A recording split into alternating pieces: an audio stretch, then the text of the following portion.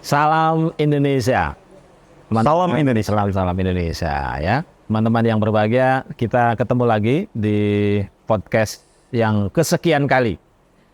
Saya tetap harus mengulangi biar teman-teman ingat bahwa podcast ini didesain oleh kita semua di 3 lembaga untuk meramaikan cita-cita dan program kita di bulan Juni, yaitu kuliah dalam kelas-kelas konstitusi dan Pancasila. Sebelum acara itu kita membuat podcast, kita membuat pendalaman-pendalaman, kita membuat pengantar agar nanti para peserta bisa lebih fokus, bisa mendapatkan modal sebelum ketemu dengan teman-teman yang lain sekaligus dengan narasumber-narasumber yang lain. Lembaga Nusantara Center bekerjasama dengan Foko, Forum Komunikasi Purnawirawan TNI Polri, sekaligus Lembaga Pusaka Indonesia, lembaga yang sangat concern, meneliti, menguatkan, dan mempraktekkan nilai-nilai Pancasila dalam kehidupan di antara mereka dan di antara kita. Hari ini kita melanjutkan, ketemu lagi dengan Mas Setio. Nggih, Mas Yudi. Setio Hadjar Dewantoro. Saya ingat nama itu terus karena salah satu idola saya adalah Ki Hadjar Dewantoro. Saya sempat menulis, Mas Setio, biografi Ki Hadjar Dewantoro, sehingga kalau membaca orang punya nama yang mirip itu kagumnya sama. Ya, tampaknya saya didesain untuk melanjutkan perjuangannya beliau, Mas Yudi. Ya. Podcast sore hari ini kita akan diskusi soal keadilan ya. Kita tahu bahwa kemarin kita sudah diskusi soal spiritualisme, lalu kita diskusi soal kemanusiaan. Sore hari ini biar agak meloncat kita ke keadilan dulu ya. Karena isu keadilan ini saya lihat di Indonesia menjadi isu yang jadi bancaan ya.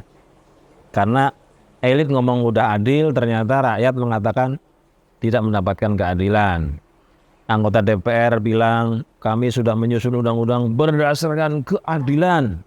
Ternyata di demo, kalau di demo kan berarti ada yang merasa tidak adil, ya kan? Banyak kepala rumah tangga mengatakan saya sudah adil kepada istri dan anak-anak. Ternyata di media kita lihat banyak istri dan anak-anak ngamuk karena ayahnya dianggap tidak adil. Jadi problem keadilan ini sebenarnya terjadi di mana-mana. Padahal sebagaimana yang kemarin kita diskusikan, kita punya pusaka Pancasila yang di dalam sila-silanya itu luar biasa agung, luar biasa bagus. Yang menurut Mas Setio kemarin kan kita katanya ada ketidaksempurnaan dalam metodologi. Saya ingin kita perdalam sore hari ini soal bagaimana sih menciptakan keadilan pada diri kita sendiri dulu, baru pada yang lain gitu. Kira-kira silakan. Iya, saya selalu berangkat dari penghayatan personal dulu, Mas Yudi, karena semuanya kan harus otentik ya. Jadi saya secara real ya dalam kehidupan sehari-hari itu bertindak mengikuti apa yang saya sebut sebagai hikmat kebijaksanaan. Ya, sebetulnya itu kan merupakan intisari esensi dari sila yang keempat lah. Oke. Nah, hikmat kebijaksanaan ini tidak bisa dipisahkan dari kasih murni. Dan tidak bisa kemudian dipisahkan juga dari kesadaran ketuhanan. Ya. Nah, hening cipta itu pasti akan membuat kita menumbuhkan semua itu. Ya. Kita punya kesadaran ketuhanan, kita punya kasih murni, kita hidup tertuntun oleh Tuhan. Dan tuntutan Tuhan yang muncul dari dalam hati itu sebetulnya disebut sebagai hikmat kebijaksanaan. Maka dengan itulah kemudian kita punya kemanusiaan yang adil dan beradab. Yang implementasinya dalam sebuah kebijakan ekonomi, ya kita menciptakan ekonomi yang berkeadilan. Sehingga secara faktual, keadilan sosial ini bisa dirasakan secara nyata oleh semua warga dari negara Kesatuan Republik Indonesia. Nah, selain saya sebagai seorang guru spiritual, Mas Yudi, sebagai aktivis juga, saya kan juga sedang merintis peran sebagai pengusaha. Nah, saya mengerti betul bahwa salah satu godaan bagi pengusaha, bagi pelaku ekonomi adalah keserakahan. Keserakahan. Ketika kita tergoda untuk mengakumulasi aset, mengakumulasi kekayaan dengan mengabaikan hak orang lain. Ya. Semakin besar kemudian putaran ekonomi kita, semakin besar target akumulasi aset kita, maka potensi untuk berbuat ketidakadilan itu juga akan semakin besar. Itu seperti sudah menjadi semacam insting primitif di dalam kehidupan para pelaku ekonomi.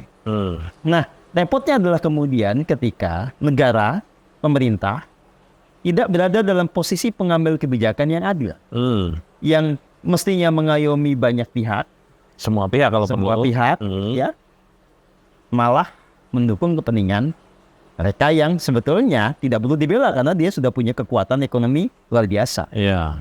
Nah, sebetulnya tantangan kita di sini, Mas Yudi. Jadi dari pihak pemerintah tidak bisa mengambil keputusan dengan hikmat kebijaksanaan. Para pelaku ekonomi, terutama para pelaku ekonomi besar, itu hidup dengan keserakahan.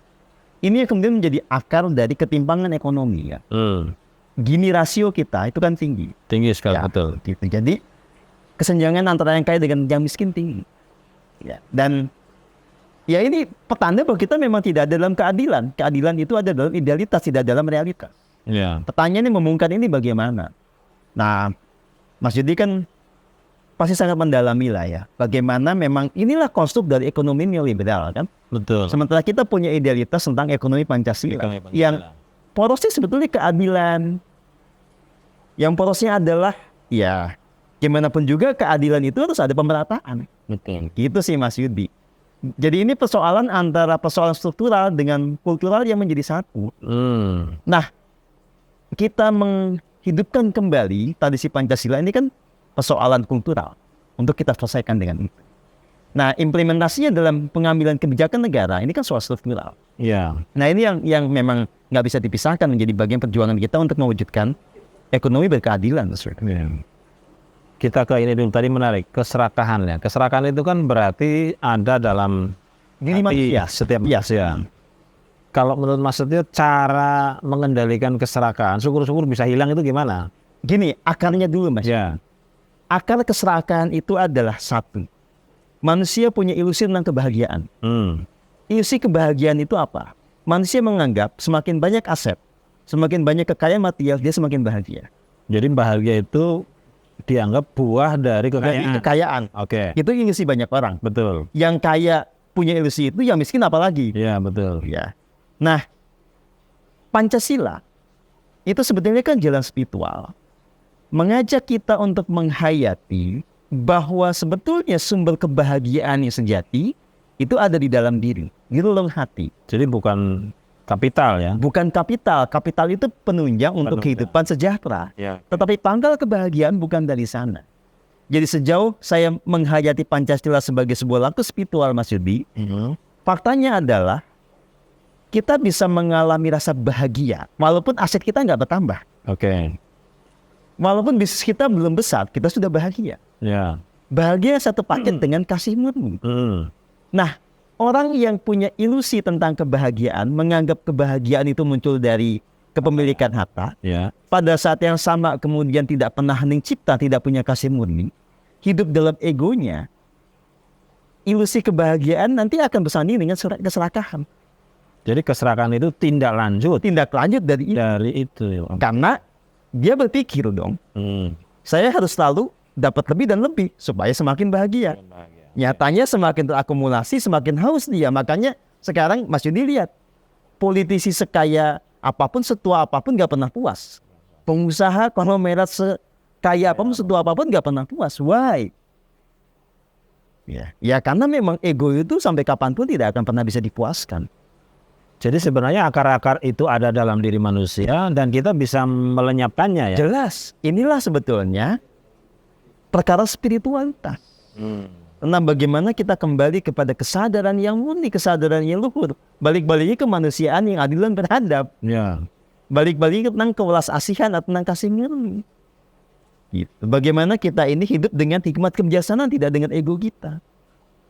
Berarti kalau mau memutus seluruh mentalitas keserakahan yang terjadi di Republik ini, ya balik lagi Mas. Balik lagi bolak-balik. Sebetulnya ini intisarinya dan justru inilah yang kemudian dihancurkan. Kita dilupakan dengan tradisi agung ini. Hening Cipta, Pancasila, Jiwa Garuda. Jadi operasi intelektual dari Barat untuk menghilangkan itu luar biasa. Sangat luar biasa. Sampai kita nggak sadar ya. Nggak sadar karena itu kan memang lewat pendidikan, lewat kampanye media, buku-buku. Ya. Kita dihilangkan ingatan kita akan DNA kita sendiri. DNA sebagai bangsa spiritual, bangsa yang hidup dengan betul-betul hikmat kebijaksanaan, Mas. Berarti kampanye bahagia sebenarnya memang harus selalu disampaikan tanpa ada atau tidak ada material mestinya. Iya dong. Ya, sejauh pengalaman saya justru munculnya kebahagiaan yang murni itulah yang nanti memicu semangat kita dalam berkarya dan itu menarik kesejahteraan bersama. Ya. Tapi orang yang sudah bahagia tidak punya tendensi untuk bersikap serakah. Karena begitu dia serakah, dia kebahagiaannya murni hilang. Ya. Akhirnya kebahagiaannya semu. Ya. Apalagi kalau orang sudah semakin peka, Mas Yudi ya. Berbuat salah sedikit di pikiran, kata-kata, tindakan, badan sakit, Mas Yudi. Misalnya saya sebagai pengusaha nih ya. Nyerobot tanah orang sedikit aja, itu badan sakit gimana? Ya. Mestinya begitu ya. Nggak, iya. Ngakalin timbangan gitu ya. Mestinya misalnya ya ini sekilo. Kilo ya. Biar untung Dibuat setengah kilo. Atau itu terlalu ini 900 gram. Dikurangin 1 on gitu ya. Kalau kita udah dalam kesadaran yang murni, Mas Yudi, sakit badan. Iya. Bukan organik gitu ya, tapi dibilang organik gitu. Itu juga badan sakit, Mas Yudi. Berarti sebenarnya banyak orang sakit tanpa mereka ketahui itu. Nah, jadi orang banyak sakit itu karena dia nggak peka. Sakitnya terakumulasi. Ya. Dan tidak tahu dari mana. Tidak tahu dari mana. Padahal ya Sebenarnya itu dari ilusi-ilusi. dari ilusinya dia, dari tindakan dia yang menciptakan, kalau bahasa spiritualnya kan karma buruk dan seterusnya. Ya, menarik nih soal karma buruk ya. Ternyata dalam Saripati Pancasila itu sudah ada ya. Sudah karma ada buruk. dong. Ya kan itu. Coba ini menarik. Sampaikan ke publik, terutama ke teman-teman di Nusantara Center itu. Jadi karma buruk ini sebenarnya real ya. Gini Mas Yudi ya. Ini kan sebetulnya hukum alam, hukum sebab akibat. Setiap tindakan Menghasilkan akibat. Ya, oke. Ya. Hukum tabut tuai. Apa yang kita tabur, itulah yang kita tuai. Nggak usah jauh-jauh kan, ya. Kalau taman ini, ya, kita perlakukan dengan kemudian sembrono. Sembarangan buang sampah, ya. Kita nggak memuliakan tanaman ini, apa yang terjadi? Busuk lah. Ya busuk semua, kan ini akan hancur. Ini yang tadinya surga yang nyata kan menjadi gudang pasir, Mas Yudi. Ya sama aja kan, sungai yang mestinya itu jadi aliran energi hidup gitu ya, kita jadiin tempat sampah, apa yang terjadi? Kita nggak memuliakan sungai. Saya sedih banget Mas Yudi ketika main ke Swiss lihat sungai, ya ampun. Sungai itu jernih, indah, gile. Ikannya bagus ya. Iya, bangsa kita yang katanya Pancasila sungainya di tempat sampah. Padahal harusnya kan lebih jernih ya. Mestinya lebih jernih sungai di sini dong. Iya. Iya, nah kayak gitu Mas Yudi. Nah, kan itu kenapa sungai di sana bersih kan hasil tindakan kolektif bangsa Swiss kan. Betul. Nah, sama aja kita kemudian sungainya rusak, akhirnya banjir. Itu karma siapa? Masa nyalain Tuhan? Enggak dong. Ya. Gitu Mas Yudi. Jadi kalau kita balik ke soal keserakahan ya. Iya. Akumulasi keserakahan itu kan bentuknya kapital. Lalu mereka menyembah kapital. Iya, lalu kapitalisme jadinya. Kapitalisme. Lalu mereka merasa biasa saja menyiksa orang lain. Menyiksa orang lain, menghancurkan hutan. Masa, ya kalau bahasa umumnya itu kita jadi baal. Tidak lagi peduli pada tindakan-tindakan destruktif. Merasa itu baik-baik saja selama menguntungkan. Jadi bersifat tidak adil dianggapnya biasa. Biasa aja karena sensor dari badannya udah nggak nyala Mas Yudi. Udah nggak hidup. Nggak nyala, dan kalau kemudian ada, katakanlah ya, usikan dari hati nurani, salah gitu dari dalam itu ya. Itu pasti akan dibantah lagi, didinai. Dia akan menyangka, enggak kok ini begini begitu. Lama-lama dia udah nggak punya mekanisme kontrol untuk semua tindakan dia. Ya. Makanya kita akan bisa melihat bagaimana keserakahan ini tanpa batas Mas Yudi. Pada tingkat individu dilembagakan dalam tingkat korporasi, didukung oleh negara, keserakahan jamaah secara tanpa batas. Hasilnya negara yang rusak-rusakan. Jadi kalau ngelihat indikasi itu kan sebenarnya kita tidak bisa lagi ngomong berpancasila ya. Loh ya, Pancasila kan cuma diomongin, tidak ada prakteknya. Terus bagaimana? Iya, karena makin banyak orang kaya, tapi juga makin merajalela orang miskin. Itu Loh iya, karena memang ada ketidakadilan. Karena ekonomi yang dikembangkan itu tidak mengayomi, tidak memberi ruang orang miskin untuk ikut terangkat. Iya, iya. Ya, begitu Mas Yudi. Ya, kita balik ke soal serakah tadi, menarik buat saya. Kan keserakahan itu ternyata juga bukan hanya soal kapital ya. Oh iya. Ada orang bilang begini, misalnya dia belajar ilmu kungfu atau karate ke gunung. Oke. Dia merasa setelah turun tuh merasa paling hebat. Ya, ya. Sehingga menganggap orang lain itu bisa dikalahkan hanya dengan sekali jurus, 2 kali jurus. Lalu dia bangga dengan ilmu itu. Jadi sebenarnya kan keserakahan itu juga bisa tumbuh di mana saja ya. Ya, karena kan itu satu paket dengan kesombongan, dengan kebanggaan yang irasional, Mas Yudi. Sebetulnya kan akarnya di ego. Ego kita ya. Ego kita yang kemudian bersanding dengan segala bentuk ilusi. Kan kalau yang kayak begini model jagoan, dia berpikir bahwa dengan mengalahkan banyak orang dia bahagia. Dia bahagia ya. Iya, ya, Ilusi kayak gitu, kebahagiaan. ilusinya begitu. Jadi ilusi kebahagiaan itu banyak formatnya. Politisi kan Ya, dia berilusi kalau dia jadi presiden dia bahagia. betul. Makanya orang berkejar-kejaran berlomba-lomba jadi presiden. Padahal dalam konsep bangsa kita ada yang disebut sebagai wahyu ke Prabon. Ya. Atau pulung ke Prabon, pulung ke Daton. Jadi sebetulnya semesta ini udah punya apa Metode namanya? sendiri Punya lah ya. metode untuk menentukan siapa yang layak gitu loh. Nah makanya memang si pemimpin itu dipilih orang-orang yang bisa membaca wahyu ke Prabon ini, sehingga tidak ada konflik di situ. Makanya namanya mandat ya, kan Mandat. mandataris MPR. Nah sebetulnya konsepnya mau ke sana. Ini disebut sebagai demokrasi terpimpin, Mas. Demokrasi terpimpin, Mas Yudi. Ya. Jadi orang mengambil keputusan dengan hikmat kebijaksanaan. Kalau itu yang dipakai kan nggak mungkin orang dari God tiba-tiba bisa jadi presiden ya. Luar biasa. Iya, Itu ilusi kebahagiaan ya. Iya, ilusi kebahagiaan yang diwujudkan dalam pengejaran kekuasaan, pengejaran kekayaan yang tanpa batas dan seterusnya. Dan ini sebetulnya kan isu-isu spiritual semua, Mas Yudi. Ya, ya. Saya kebetulan nggak terlalu banyak belajar spiritual, jadi ini menarik. Pemirsa, ternyata keadilan itu punya apa? Punya caranya sendiri, dan caranya sendiri tadi menurut Mas Setio adalah dengan menghilangkan ketamakan, keserakahan. Dan cara menghilangkan atau mengurangi ketamakan adalah dengan mendeskonstruksi ilusi kebahagiaan. Ini menarik sebenarnya, sangat filosofis. Kita akan diskusikan pada pertemuan berikutnya karena ini tidak banyak dibahas di kelas-kelas filsafat Pancasila. Ya, karena filsafat Pancasila sendiri sekarang sudah nggak ada gitu ya. Jadi ini problem besar sekali. Saya sedih sebenarnya kalau habis diskusi dengan Mas Setio itu karena jadi tahu bahwa problem kampus kita, problem sekolah kita, problem pesantren kita itu nggak menyentuh dengan problem-problem yang kita hadapi. Moga-moga ini diskusi pengantar yang bagus, pengantar yang bisa membuat kita sadar bahwa ada banyak hal yang harus kita kerjakan. Ada banyak kerja raksasa yang menanti di depan. Salah satunya adalah merumuskan ilusi kebahagiaan yang tadi sudah merusak bangsa ini. Merumuskan kembali apa-apa itu yang disebut dengan keserakahan, karena ternyata tidak hanya berdimensi ekonomi, tapi juga yang lain.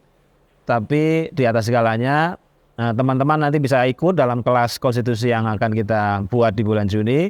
Kalian semua nanti bisa ketemu dengan Mas Setio, dengan beberapa narasumber yang lain yang juga sangat kompeten. Dan di atas segalanya, kelas itu akan membentuk kita sebagai agensi Pancasila, sehingga moga-moga peradaban Pancasila, peradaban Indonesia, peradaban Nusantara betul-betul bisa bersemi kembali dan menjadi mercusuar dunia. Sekali lagi terima kasih Mas Setio. Terima kasih, Mas. Terima kasih teman-teman. Sampai ketemu pada kelas konstitusi. Salam Pancasila. Salam Pancasila.